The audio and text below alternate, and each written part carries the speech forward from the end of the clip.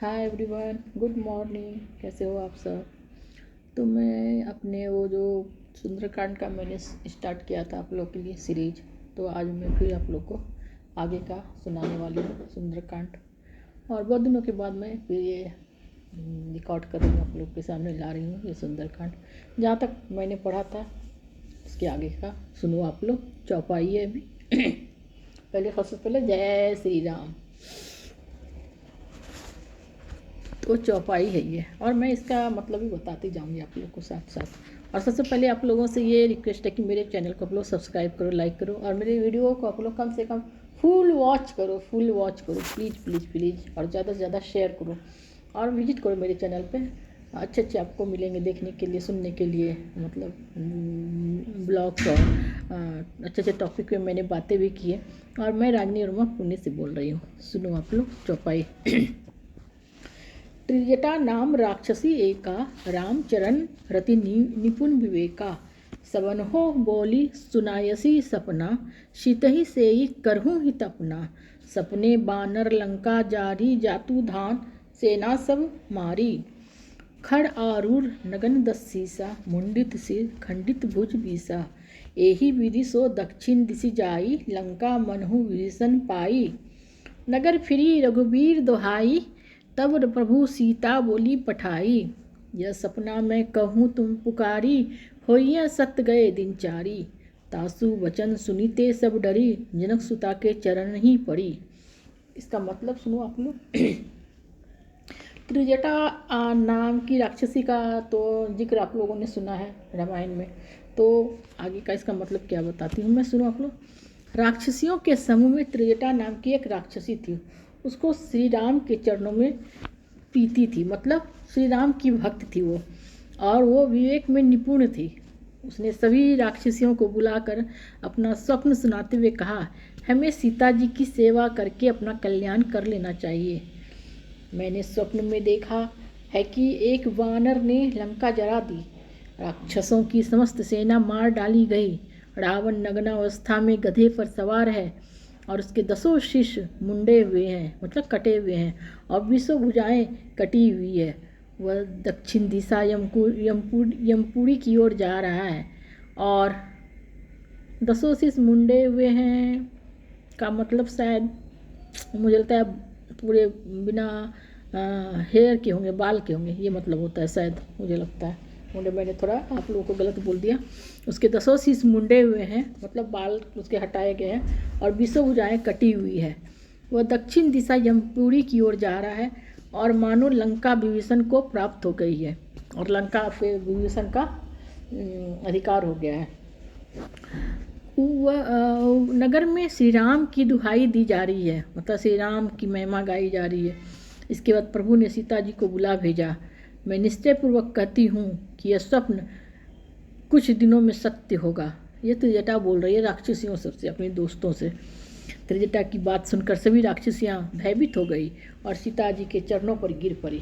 आगे का दोहा सुनो आप लोग। जहम तहम गई सकल तब सीता, कर मन सोच मास दिवस बीते, मोही मारही निशिचर पोच। इसका मतलब है इसके बाद वे सभी इधर उधर चली गई, सभी राक्षसियाँ इधर उधर चली गई। सीता जी सोचने लगी कि 1 मास का समय बीत जाने पर भी निश्चित राक्षस रावण आकर मुझे मार डालेगा, क्योंकि रावण ने उसको अल्टीमेटम दिया था कि एक माह में तुम मेरी बात मान लो, नहीं तो तुम्हारा मैं सर अलग कर दूंगा। तो चौपाई आगे का सुनो। त्रिजटा सन बोली कर जोरी, मातु विपति संगनी तय मोरी। तजो दे करु बेगी पाई, दुसहूँ बिरहूँ अब नहीं सही जाई। आनी काट रचु चीता बनाई, मातु अनल पुनि देही लगाई। सत्य करही मम प्रीति सयानी, सुने को श्रवण सूल संबानी। सुनत वचन पद गही समुझायसी, प्रभु प्रताप बल सुजसु सुनायसी। निसी न अनल मिल सुनु सुकुमारी, अस कही सो जन निज भवन सिधारी। कह सीता विधि भाव प्रतिकूला, मिलहि न पावक मिटिहि न सूला। देखियत प्रगट गगन अंगारा, अवनि न आवत एकहु तारा।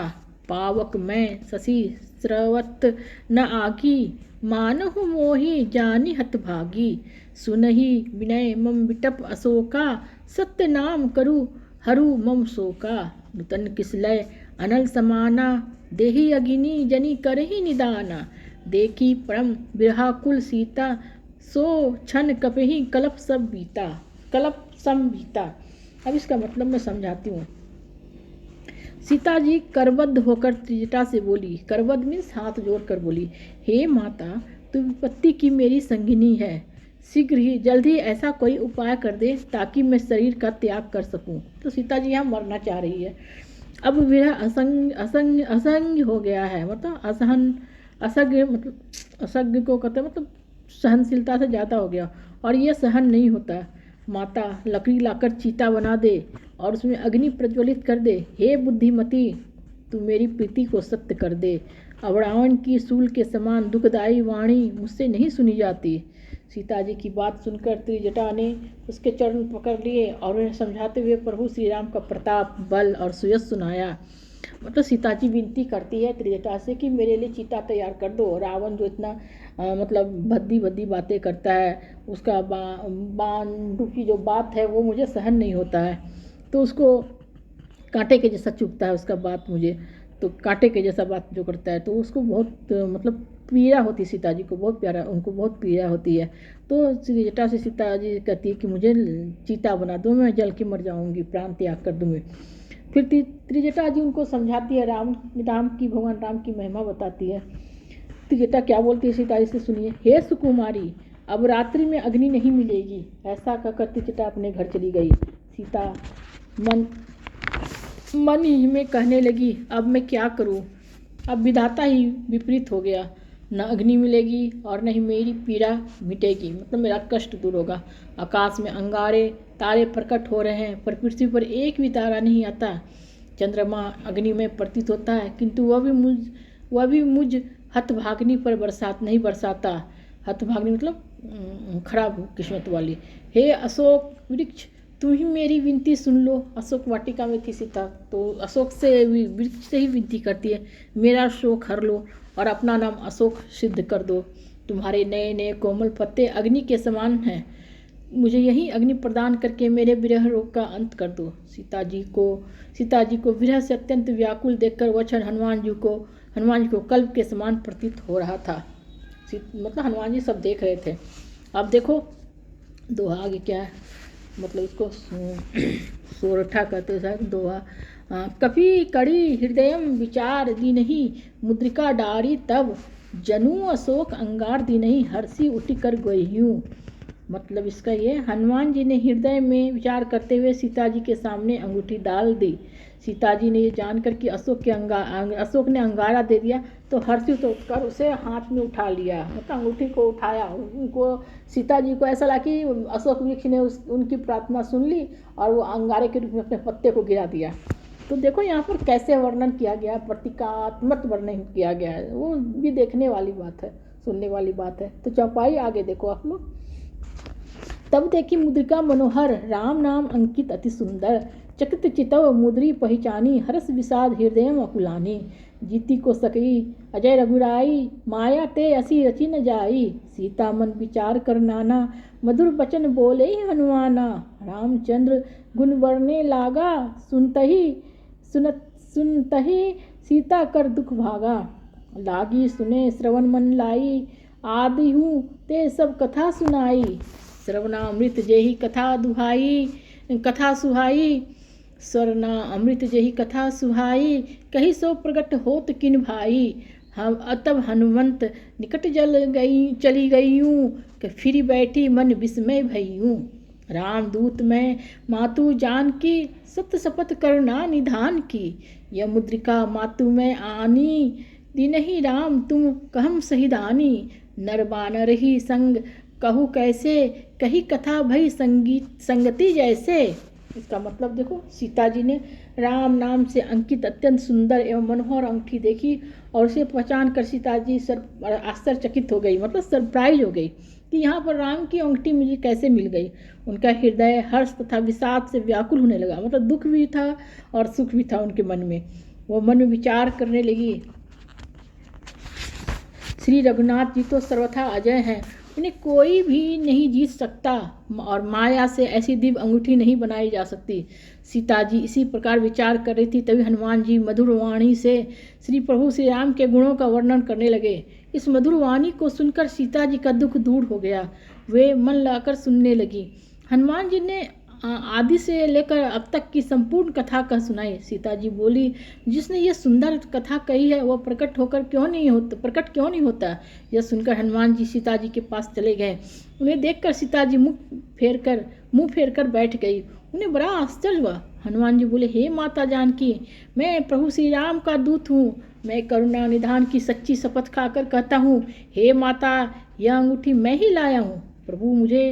प्रभु ने मुझे आपके लिए पहचान हेतु यह निशानी दी है। सीता जी ने पूछा, बताइए कि नर और वानर का संग कैसे हुआ। हनुमान जी ने जैसे संग हुआ था वह समस्त कथा सीता जी से कह सुनाई।